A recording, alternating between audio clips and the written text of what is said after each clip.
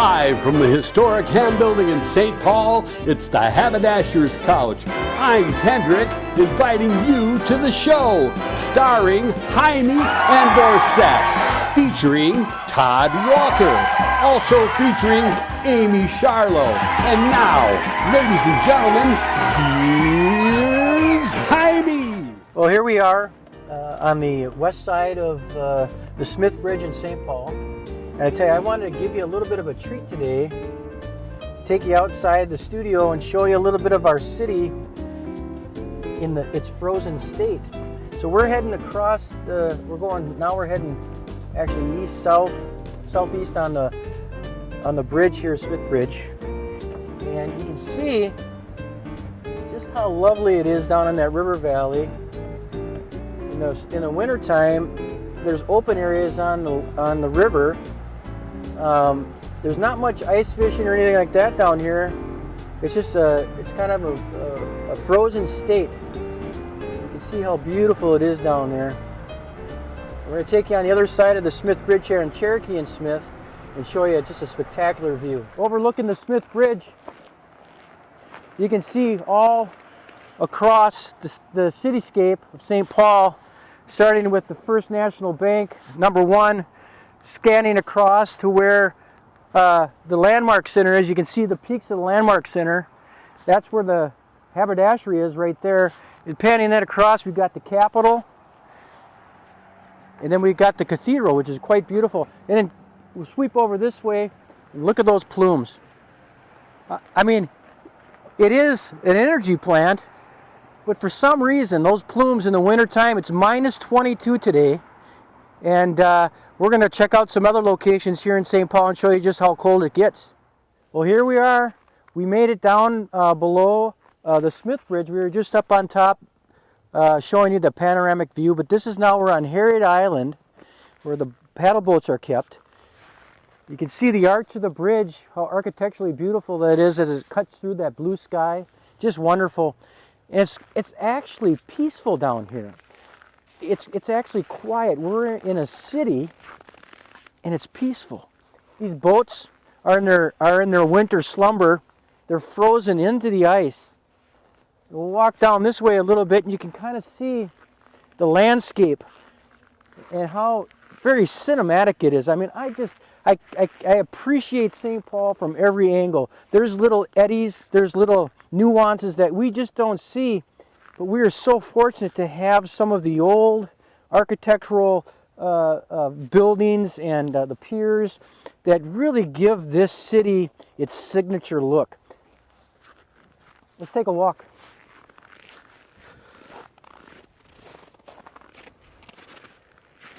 So from this vantage point, the river is running east and west here, and right now I can hear water down below from the river, and you can just see these paddle boats down here. In the summertime, this is a major port. Was a major port for merchandise coming down the river, and now it's for recreation and enjoyment. So now here we are down by the river, and the old railroad lift bridge is just right over there. You can see the wheels, and then you can also see the power plant in the background just past that. Now, this is the Robert Street Bridge, the old Robert Street Bridge with those arches. If we go over here, you can see the cityscape as we pan over.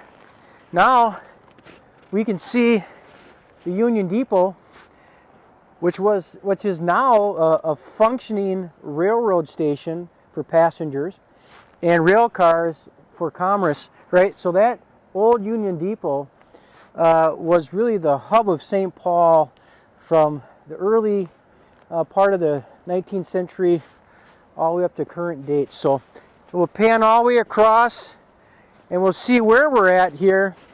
Where we're really talking about is what made this city what it is the tugboats. The tugboats are just right down here, and they're frozen in still because the river's still frozen. But once the rivers open up, these barges will bring tons and tons of commerce and commodities up the river. Thanks for joining me today on the frozen tundra of St. Paul. It's been a pleasure. What a beautiful city. Come join us. Come see us at the Haberdashery. So you're wondering why we're sitting on the couch.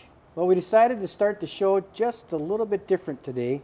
Keith and I are going to start doing movie reviews. And today we're reviewing Hoodlum. Hoodlum. Hoodlum. Hoodlum, Hoodlum. with Lawrence Fishburne. Yeah. And the late great Cecily Tyson. Yeah, it takes place in Harlem in the 1930s. Yeah. Yeah.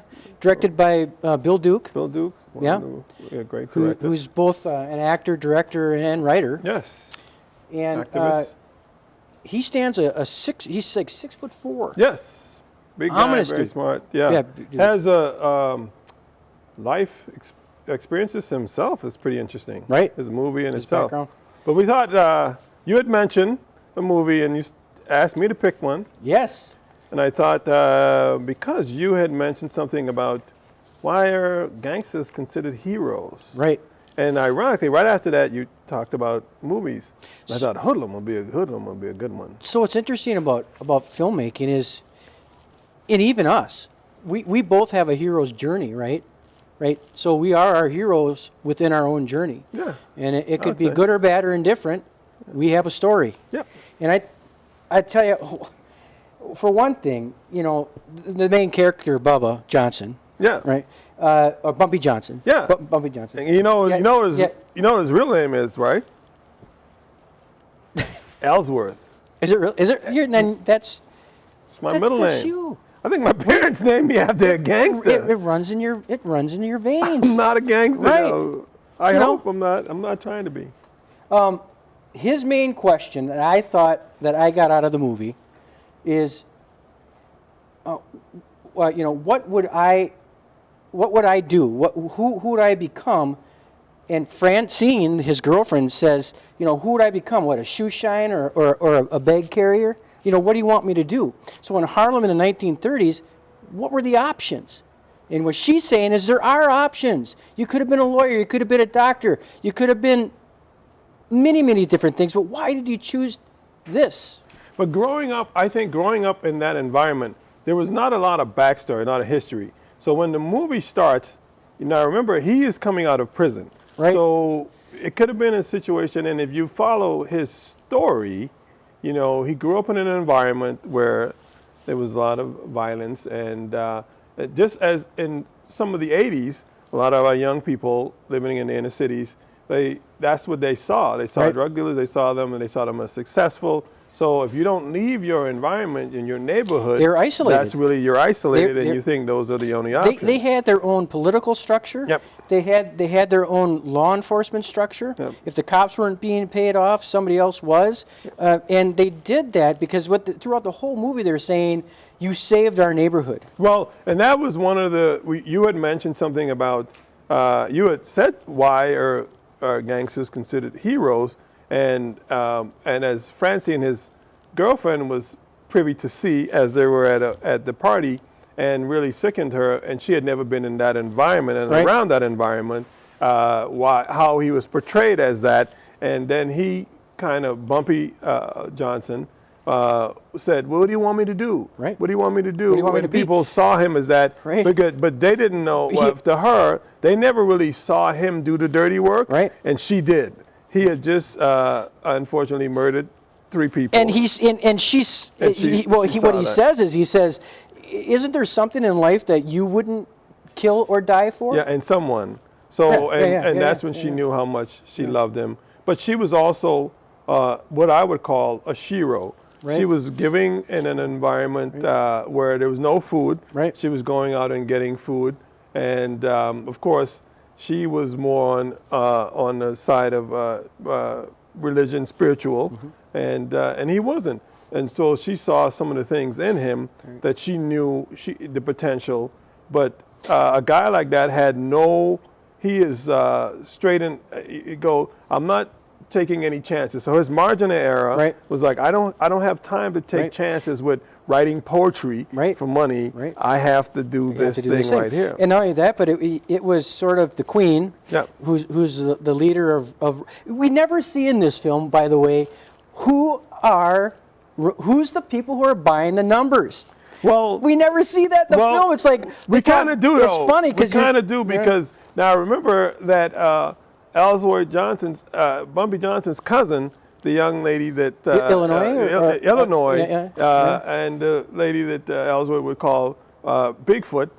She bought them, so they were there, and the people were constantly there. But were they the other businessmen in Harlem? They were the locals in the bars, in the community, and horse racing. they were the locals in the community because one of the prognosticators, one of the people that really was big in the movie, the other adversary. Remember now, he mentioned to his group before that who never wanted to participate in Harlem because the pennies that the people were spending was not worth it until they found out, luckily Luciano, that the pennies accumulated and they made a lot of money. Italian mafioso figure. Right. Irish cop. Yeah.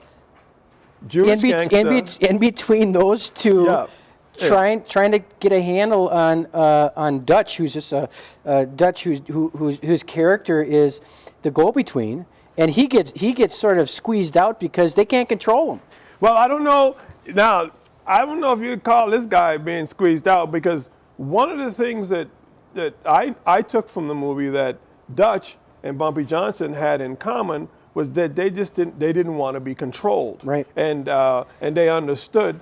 Dutch was a live wire. He was a live wire, and that's what but you he can't also have. This is a guy that changed his name from Paul to Dutch. Right. So there's a lot of things that's going on. Yeah. It goes to where Dutch, where Bumpy was trying to talk about, uplifting his community. Right. Uplifting the community through attrition. So, and that's the attrition that he knew. So what I got was a lot of communities, even though they might have been impoverished, were really sort of working hand in hand with each other.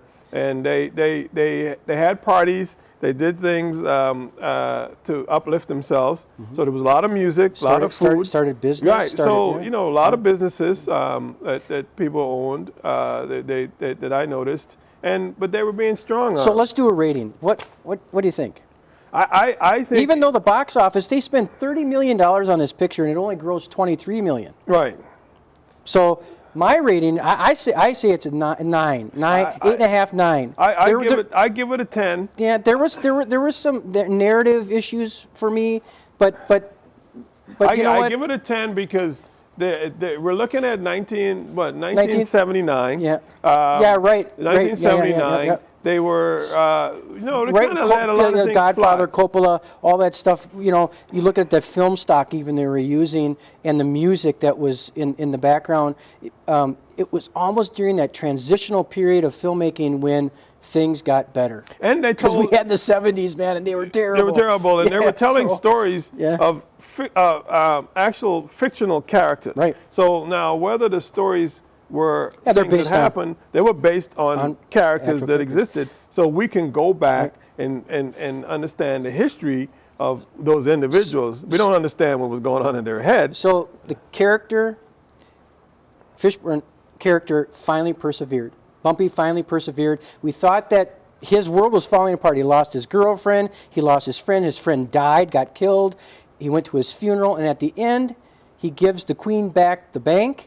The queen gets the bank back. He gets to walk out of that church after the funeral of his friend. Well, and I won't tell you the rest. I'm sorry. Yeah, alive. But you got to see the film. When you talk about persevering, I don't know if I would say persevering because I think one of the things that I noticed he walked away. He didn't go to jail. He didn't get killed. He did not. He did not. So that's perseverance, and that is survival because he could have. Based on what he did, because there was betrayal. People got hurt. He turned power. He turned into power hungry monger because power never prevails. He took over the queen's when he was fighting with her. So her organization would not be taken over, and then he became. And then a lot of people lost their lives. So Keith, will you give me a film next week? I will. This has been fun, man.